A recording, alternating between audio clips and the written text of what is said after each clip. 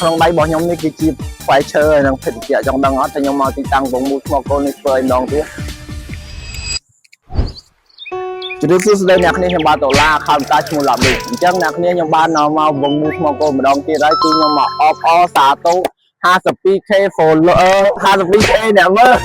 និយាយខ្ញុំចង់មកអ្នកគ្នាអញ្ចឹងគឺមានអ្នកទស្សនាខ្លាំងមែនទែនសម្រាប់វីដេអូទី1របស់ខ្ញុំដែលខ្ញុំបានមកសែននៅវងមូលស្រុកថ្មគោលអញ្ចឹងក៏មាន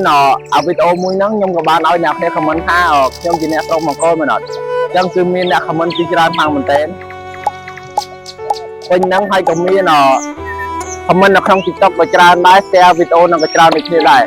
ពីខ្ញុំបានដុល្លារគឺអត់មានអីច្រើនទេគឺមានតែម្រាមដៃ10អរគុណទៅដល់អ្នកគ្នាសម្រាប់ការទស្សនាវីដេអូរបស់ខ្ញុំខ្លាំងមែនទែនបាទពីហ្នឹងដែរខ្ញុំក៏បានយក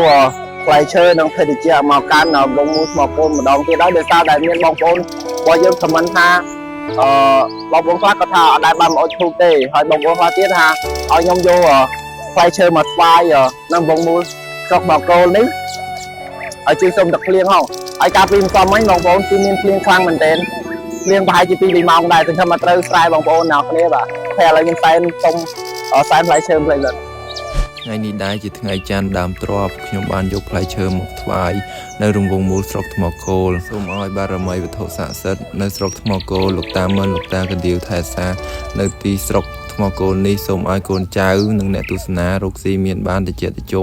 មានសេចក្តីសុខលក់ដោយដាច់មានសុខភាពល្អប្រាថ្នាអ្វីសូមឲ្យបានសម្រេចដោយសេចក្តីប្រាថ្នាហើយសូមឲ្យអ្នកធ្វើស្រែអ្នកធ្វើចំការគ្រប់គ្នាគ្រប់រូបនៅស្រុកថ្មគោលសូមឲ្យមានភ្លៀងធ្លាក់ត្រូវស្រែបងប្អូនទាំងអស់គ្នាផងចោះសាធុសាធុហើយថ្ងៃនេះដែរខ្ញុំពិតជាសប្បាយចិត្តខ្លាំងមែនទែននៅពេលដែលខ្ញុំបានយកផ្លែឈើមកថ្វាយសែននៅវងមូលស្រុកថ្មគោលខ្ញុំក៏បានឃើញមានបងប្អូនរបស់យើងមកថ្វាយផ្លែឈើសែននៅលោកតាកណ្ដៀវដែរបាទខ្ញុំពិតជាសប្បាយចិត្តខ្លាំងមែនទែនអ្នកគ្នាក៏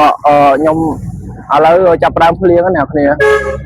ក្រសែភ្លៀងចាប់ផ្ដើមភ្លៀងហើយទៅខ្ញុំថាភ្លៀងត្រូវស្រែបងប្អូនអ្នកនៅថ្មគោលទាំងអស់គ្នាហើយវីដេអូខ្ញុំក៏មានតែប៉ុណ្្នឹងឯងអរគុណអ្នកគ្នាសម្រាប់ការទស្សនាខ្លាំងមែនទែនជួបខ្ញុំដុល្លារនៅវីដេអូក្រោយទៀតបាយបាយអ្នកគ្នា